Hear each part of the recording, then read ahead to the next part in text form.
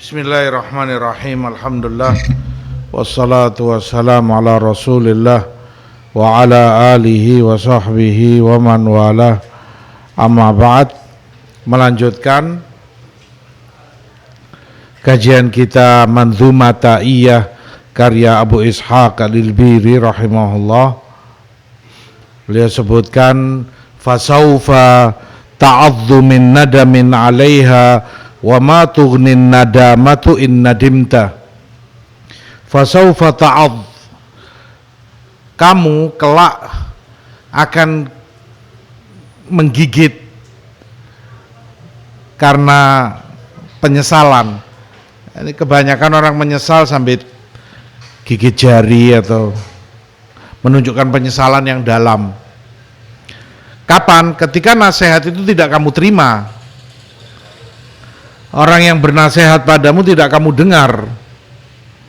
Kamu akan sesali itu. Kamu akan sadar entah kapan, sehingga mengatakan seandainya saja dulu ketika fulan bernasehat mengingatkan aku dengar, aku turuti.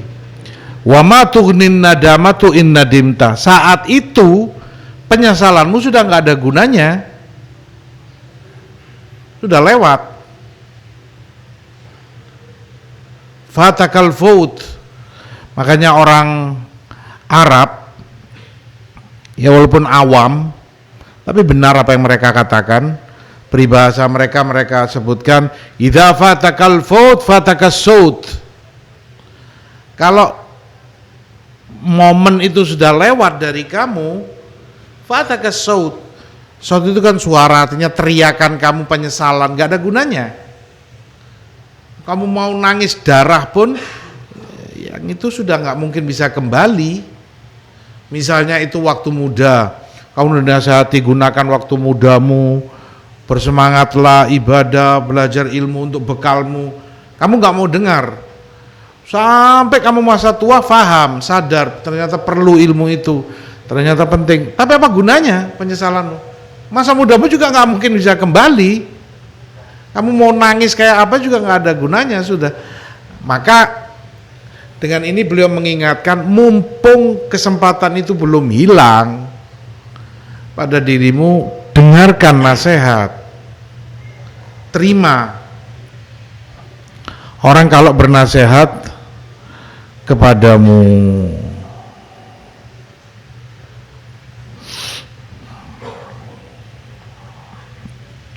penyesalan, seperti kata Imam Ibnul Qayyim, asalnya di hati, kolbu. Makanya orang kalau nyusul kan stres betul dia, karena bermula dari hati. Memang nyesel, ya Allah kenapa kok terlewat, kenapa aku nggak berbuat begini, kenapa, penyesalan.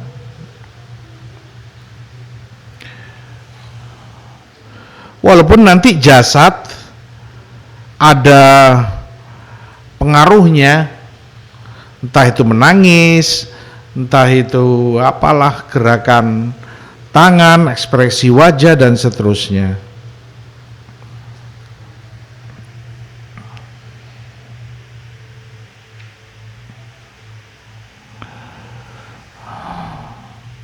Fasaufa ta'adzu min nadamin 'alaiha, menggigit ini kinayah atau ibarat kalau penyesalan itu sangat dalam sekali. Ibaratnya orang nyesel yang luar biasa sampai dia menggigit. Dan itu tabiat manusia,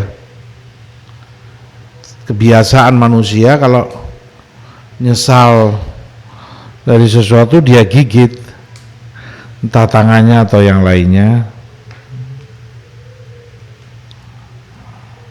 Di akhirat Allah sebutkan wa yauma ya'adzu dzalim ala yadayhi yaqulu ya laitani ittakhadtu ma'ar rasuli sabila.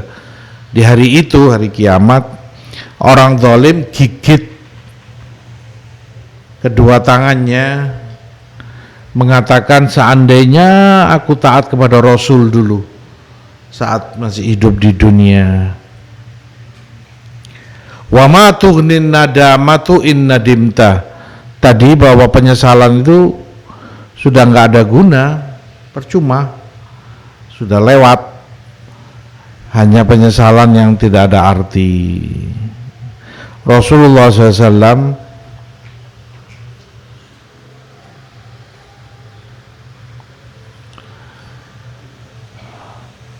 menyebutkan dalam hadis, kalau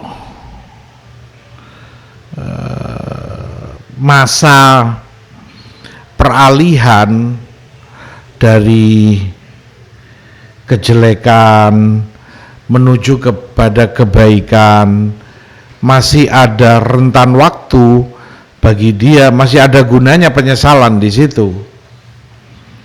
Di Musnad Ahmad dari Abdullah bin Amr bin As, inna likulli amalin syirah wa likulli syiratin fatrah. Setiap amalan itu ada masa-masa semangatnya, giat orang. Tapi masa-masa semangat itu akan ada klimaksnya, orang muncul bosannya, malesnya. Faman kanat syirratuhu ila sunnati faqad aflah. Kalau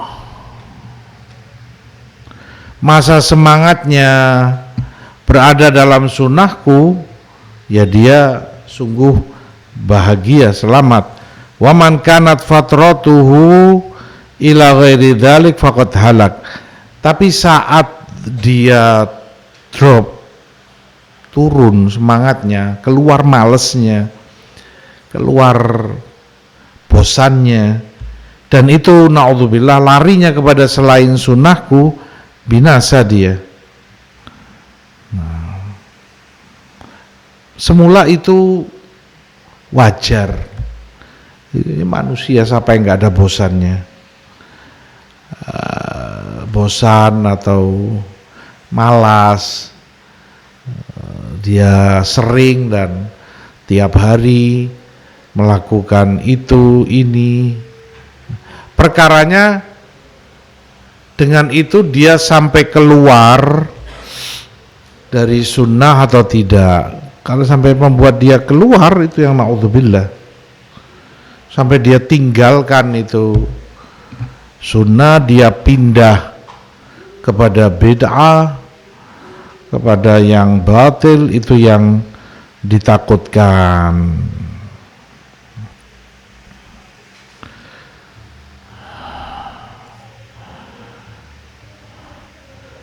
Di sisi lain, kalau itu dari kejelekan kepada kebaikan, itu alamatul khair.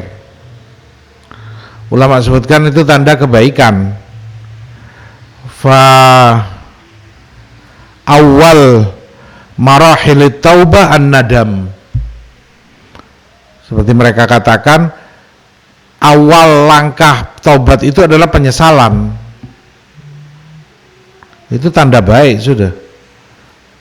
Nyesel dia kenapa melakukan maksiat apa begitu ini. Nah, dia sesali betul. Itu awal perjalanan tobat, awal langkah tobat, menyesal. Harus ada penyesalan. Makanya syarat tobat harus ada penyesalan. Kalau orangnya nggak menyesal, nggak merasa telah berbuat jelek, durhaka kepada Allah, bagaimana dia mau tobat kalau dia nggak merasa salah? Apa yang dia sesali? Nggak ada. Nah, kalau penyesalan itu dalam artian itu, nyesal dari kejelekan, maksiat, bagus. Kalau itu yang dimaukan, pertanda taufik dan kebaikan dia. Tapi itu pun di waktu yang masih Allah beri kesempatan dan kelonggaran. Allah katakan, hatta idza jaa ahadahumul maut qala rabbirji'un la'alli a'malu salihan fima tarakt. Begitu datang kematian kepadanya, dia katakan, ya Allah, kembalikan aku untuk hidup kembali. Jangan sekarang Engkau ambil nyawaku, tunda. Semoga dengan itu aku beramal soleh. Dia nyesel saat itu, sudah nggak ada gunanya, sudah nggak ada waktu yang Allah berikan padamu. Ya laitani qaddamtu li hayati, seandainya aku bisa berbuat bekal untuk hidupku ini di akhirat, juga waktu yang sudah nggak ada gunanya, penyesalan saat itu.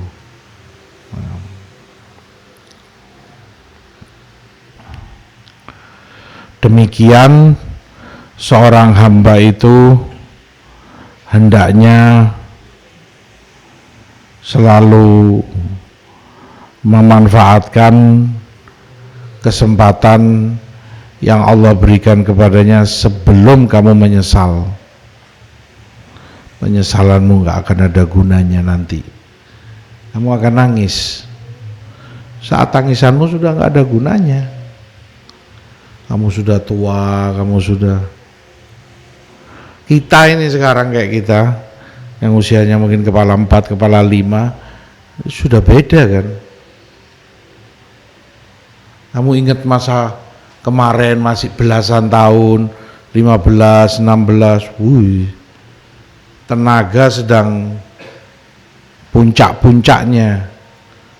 Kamu lihat anak-anakmu usia segitu 16, 15, 17, mau futsal 3 jam nonstop dia kuat, ya kan? Sekarang kayak kita sudah nggak mampu, setengah jam sudah ngos-ngosan, istirahat, belum nanti lututnya, belum nanti ininya, itunya, belum nanti kolesterolnya, belum nanti asam uratnya. Orang sudah menyesal. Banyak waktu dan kesempatan sudah lewat yang semestinya itu bisa dia raih saat dia masih muda dulu. Ala kulli hal, beliau ingatkan, mumpung kamu belum menyesali itu, manfaatkan. Mumpung kamu belum menyesali itu, dengar orang yang bernasihat padamu. Jangan kamu tolak. Qala idza absarta sahbaka fi sama qad irtafa'u 'alaika wa qad safulta. Lebih dipertegas oleh beliau, kapan penyesalanmu itu? Saat kamu melihat teman-temanmu di atas, jauh meninggalkan kamu, sementara kamu semakin turun dan semakin merendah. Jadi grafiknya berbalik.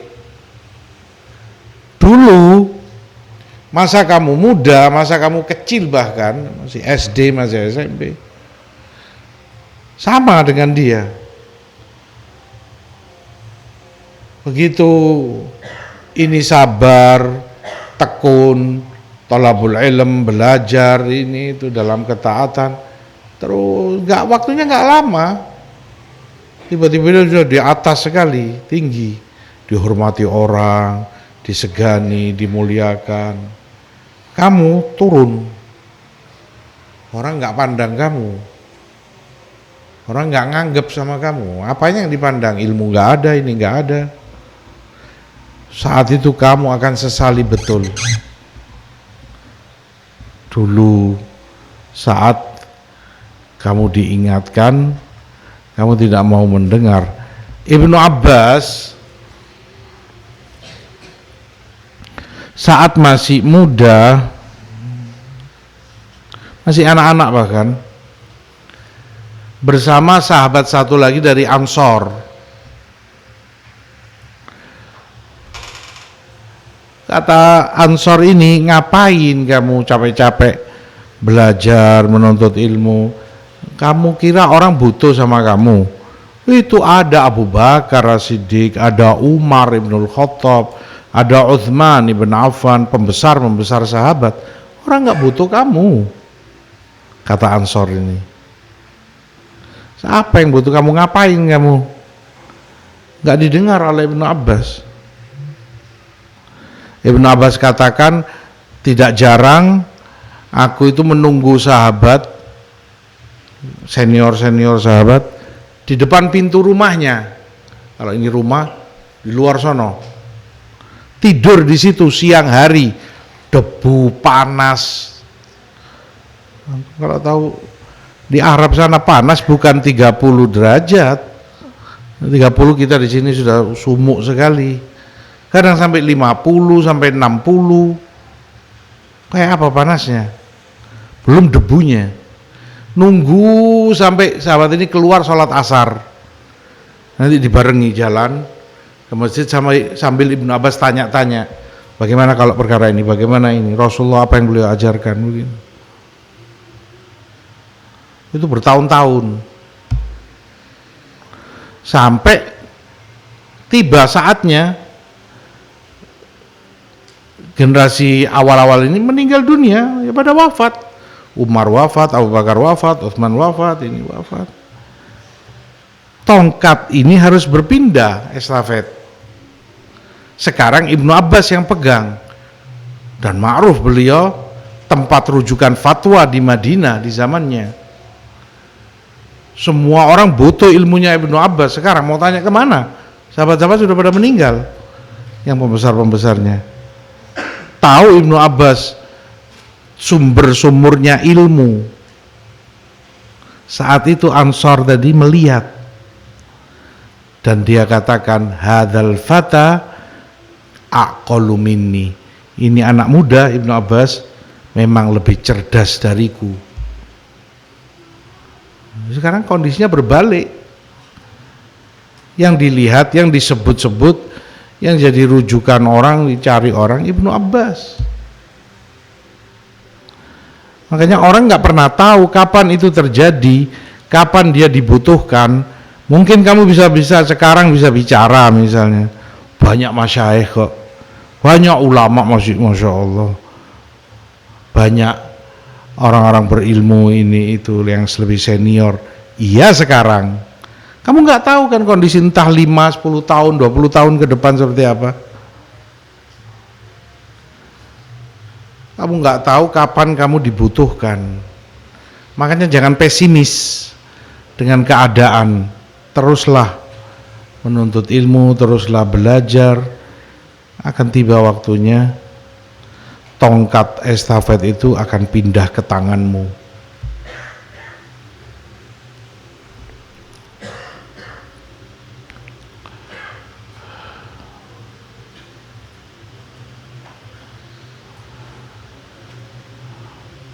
Idza absarta sahbaka fis sama qad irtafa'u 'alaika wa qad safulta. Ketika kamu melihat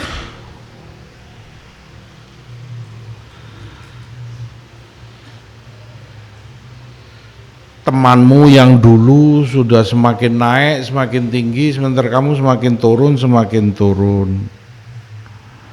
maka ilmu salah satu sebab penting untuk orang itu semakin terangkat, makin tinggi. Kejahilan sebagai sebab terbesar, termasuk terbesar membuat orang itu jatuh dan semakin turun ke bawah karena kejahilannya. Makanya para ulama sebutkan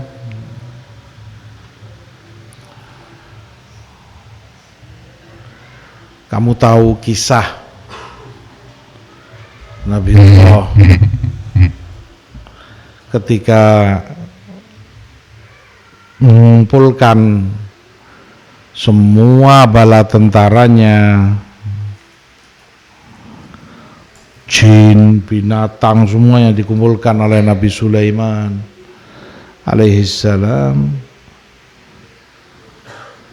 beliau periksa, beliau lihat semua pada datang patuh kecuali Hudhud,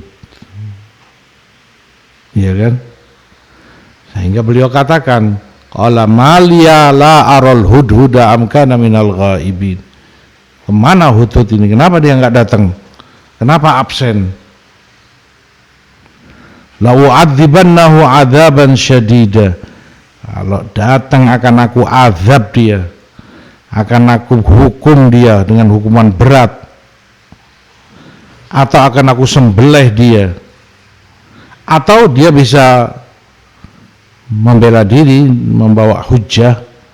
Kenapa dia nggak datang? Sampai kemudian datang Hudhud,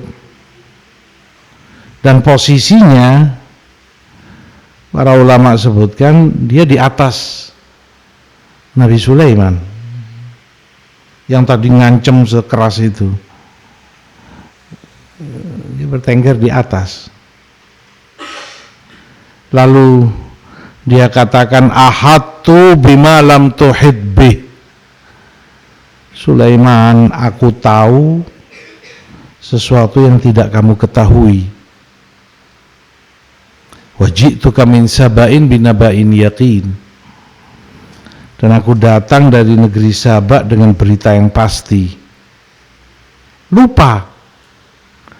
Nabiullah Sulaiman sampai lupa dengan ancamannya, dengan hukumannya, mendengar, mengambil apa yang disampaikan oleh Hudhud, karena dia punya ilmu,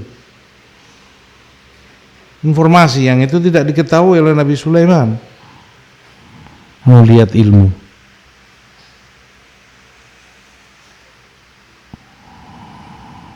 Dia yang mengangkat seseorang, bahkan binatang sekalipun, sama-sama anjingnya, sama jenisnya, bahkan taruh ini apa, anjing apa, Doberman atau apa, sama Dobermannya, cuman yang ini terlatih, yang ini tidak.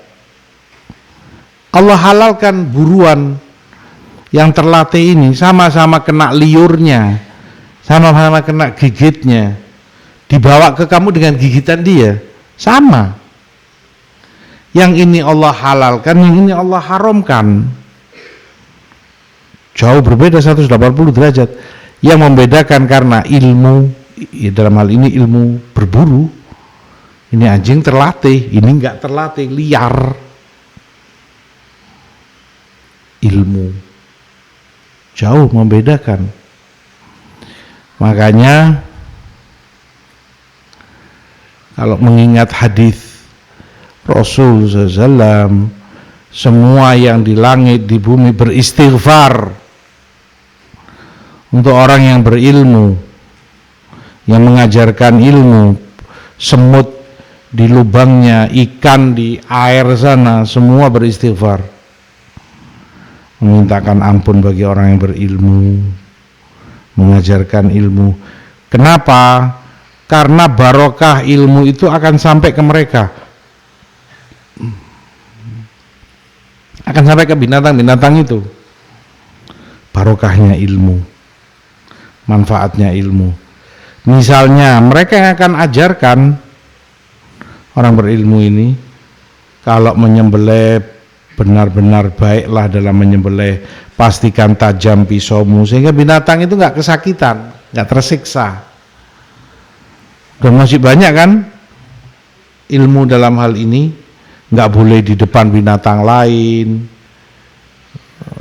jangan buru-buru kamu rebahkan sebelum kamu siap untuk menggorok lehernya. Ada sebagian orang kan gitu, ini masih ngasah pisau, yang satunya kalau Idul Adha misalnya kamu lihat, ini kambing sudah direbahkan atau sapi sudah dijatuhkan, pisaunya juga belum siap, terus ngapain ini direbahkan lama begitu dengan susah payah? bukan ihsan, dan ilmu tidak ajarkan itu. Sebaliknya, kamu berbuat jelek, jahat kepada binatang itu haram. Bahkan cara menjatuhkannya diperintahkan dengan pelan supaya dia nggak tersiksa. Kamu lihat kadang orang 10 jagal ngikat kakinya sana, ngikat kakinya situ, tarik paksa sapi yang bobotnya mungkin 300 kilo mungkin lebih, terbanting demikian, buat kesakitan, dia haram. Sementara Rasul perintahkan ihsan, berbuat baik. Barokahnya ilmu itu akan sampai ke mereka. Dan termasuk dari apa yang ulama sebutkan dulu di Madinah, banyak anjing liar berkeliaran masuk kampung, ya, kelaparan dia mungkin cari makan eker-eker sampah itu, sampah warga. Orang Arab banyak daging yang tersisa, mungkin bau, daging itu tercium, jadi acak-acak sama anjing. Belum lagi perempuan, anak perempuan pada takut namanya anjing, gonggongannya ini, orang pada komplain semua. Singkat cerita, Baladia, kalau di sini semacam Satpol PP begitulah, minta izin kepada pemerintah untuk menghabisi anjing-anjing itu, mau ditembaki, tembak mati, anjing liar. Walhasil karena di sana Masya Allah pemerintah nggak akan keluarkan SK ya, kecuali didukung oleh mufti, oleh ulama. Maka ditanyakan kepada waktu itu zamannya Syekh Muhammad bin Ibrahim Ali Syekh, guru besarnya Syekh bin Baz. Ditanyakan bagaimana ini, maka jawab beliau, Rasulullah melarang. Malakum walil kilab, kenapa, apa urusan kamu dengan anjing, ada apa dengan anjing, biarkan mereka. Innaha ummatun minal umam, Rasulullah katakan dia juga umat, sama, beranak keturunan, ada bapaknya, ada anaknya, ada ininya, ada induknya. Yang boleh dibunuh cuma yang hitam saja, yang lain nggak boleh, haram. Hatta dia anjing, hatta dia najis, nggak boleh dibunuh. Ya kamu usir, kamu apa, tangkap, kamu buang kemana, tapi dibunuh nggak boleh.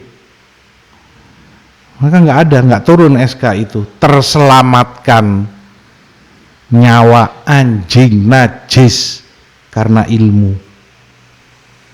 Mufti yang berbicara.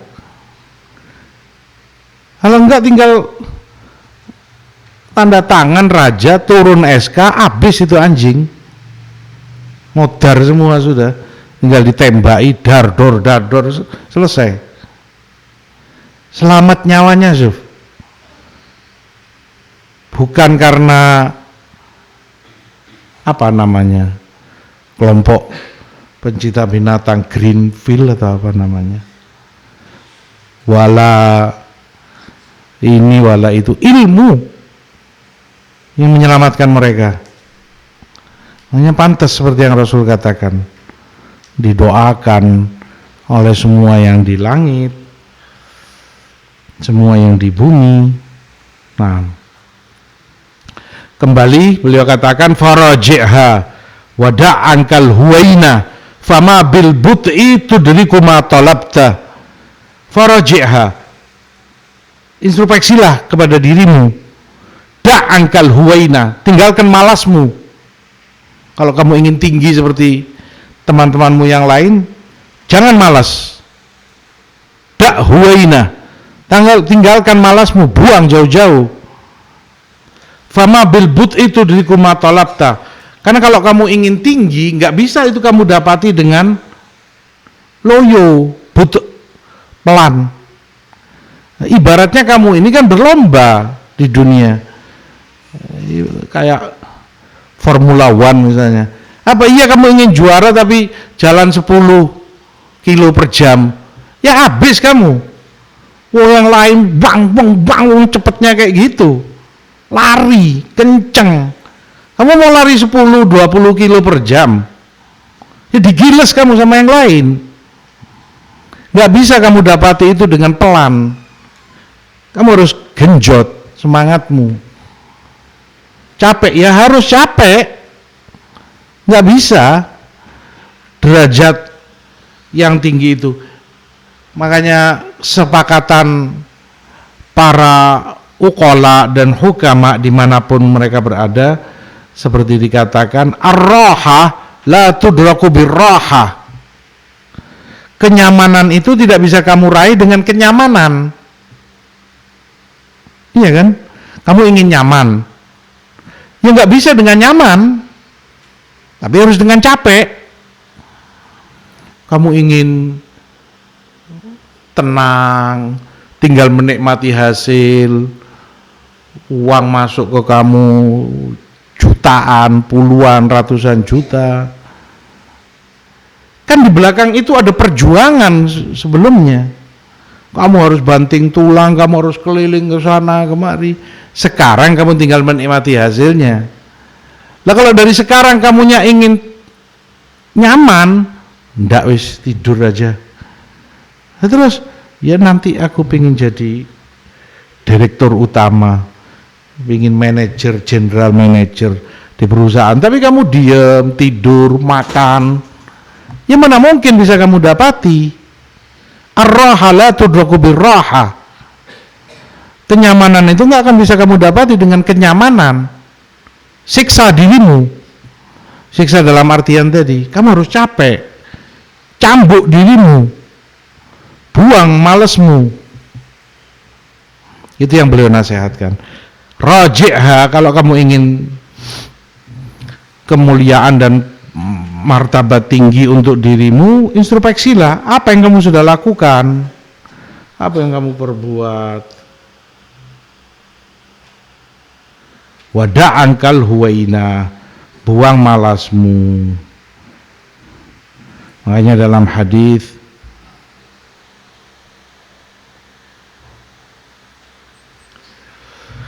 wa man batta'a bihi amalu lam yusri' bihi nasabu, yang amalannya lambat tidak akan bisa dipercepat oleh nasabnya. Kamu punya nasab, Masya Allah, saya anaknya fulan, cucunya fulan, pahlawan fulan, pangeran fulan, bahkan cucu nabi sekalipun. Kalau amalanmu lambat, nggak ada, percuma semua itu. Kamu nggak akan bisa dipercepat. Hanya karena faktor keturunanmu, kamu akan tertinggal oleh yang lain. Jauh. Nasabmu nggak ada gunanya saat itu. Nggak akan bisa mempercepat dirimu kalau dirimu malas dan lambat.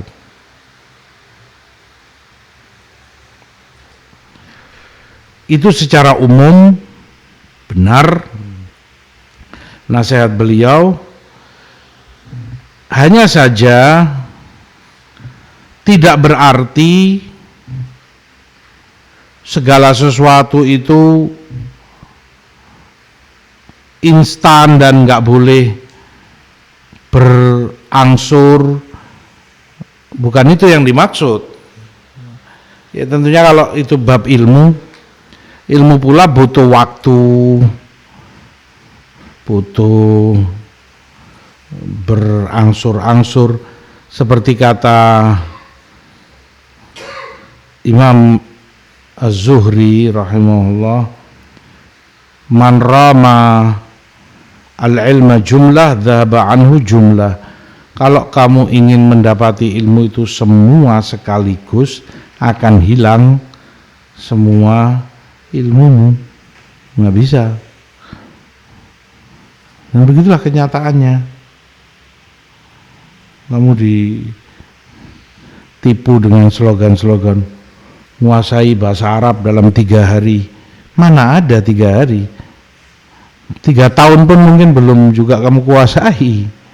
Ini 3 hari baina asyiatin wa duhaha, mau menguasai nahwu, sorof, segala macamnya. Kamu pelajari ini, kamu ambil itu, semuanya mau kamu ambil, ya semuanya juga akan hilang dari kamu. Seperti kata Zuhri, yang ingin semua akan hilang semua darinya. Tapi sedikit demi sedikit, seperti dikatakan al-yaum syai' wa ghadan mithluhu min nukhabil ilmi allati tultaqatu. Ilmu itu sedikit-sedikit, hari ini ini, besok lanjutannya, besok lagi. Yuhasilul mar'u biha hikmah wa innama sailu ijtima'un nuqati. Anu dipermisalkan banjir pun itu kumpulan dari setetes air. Asalnya kan gerimis, ya Allah, setetes, orang nggak ngitung setetes bisa apa, basahi kamu juga enggak. Iya, setetes berikutnya, mulai bajumu basah, mobilmu basah, terus tetes, tapi terus rutin, terus turun, nggak ada henti. Memang setetes demi setetes, sampai lama kelamaan banjir bah pun terjadi karena setetes awalnya. Terkumpul air banyak sekarang dari setetes. Ya begitulah ilmu. Sekarang setetes, sedikit, lambat laun terkumpul banyak ilmumu tanpa kamu sadari. Barokah. Dan bukan mana ini yang dimaksud oleh Ilbiri, tapi yang beliau maksud, jangan malas, semangatlah. Ilmu ya tetap harus dipelajari dengan berangsur, sedikit demi sedikit, agar barokah. Karena orang kalau memaksakan diri nggak akan ada manfaat yang dia peroleh. Al-munbattah la ardan gata' wa la dhahran abqa, seperti tersebutkan, itu jarak tidak dia tempuh, kendaraan pun tidak dia sisakan karena dia maksa. Gampangannya kalau kamu bawa di pickup kamu itu maksimal muat 4 ton misalnya, ya, dari sini kamu harus bawa ke Banyuwangi sana, jauh jarak, tol, tapi kamu muat 7 ton, nggak mampu, langsung begitu. Akhirnya baru masuk Rengas Dengklok sana, patah semua as mobilmu, hancur, kendaraanmu rusak, jarak pun nggak kamu peroleh. Mending misalnya sudah nyampe Jember sana, atau sudah untup-untup di Banyuwangi sana, patah, nggak apa-apa lah, sudah nyampe deket sana. Ini enggak, jarak nggak kamu tempuh, kendaraan juga rusak, karena kamu paksakan diri. Artinya itu tetap proses harus dilalui dengan cara yang benar. Tapi yang beliau ingatkan, jangan kamu itu huwaina, jangan kamu itu butuh, lambat, males. Bersemangatlah, karena itu untuk kebaikanmu sendiri, untuk masa depanmu. Tanpa itu orang tidak akan mendapati maslahat dan manfaat dalam hidupnya. Maka orang kalau mau murojaah, introspeksi dirinya, ya benar adanya, semuanya itu harus dengan serius, harus dengan banting tulang, sungguh-sungguh, karena itu kembalinya pada diri kita sendiri, itu yang akan mengangkat seseorang, bukan hartanya, bukan yang lainnya, bukan nama dia, bukan keturunannya. Nah, kita sampai ke bait itu insyaallah pada bait berikutnya untuk pertemuan depan. Wallahu ta'ala alam wa sallallahu ala nabiyina Muhammad walhamdulillah rabbil alamin.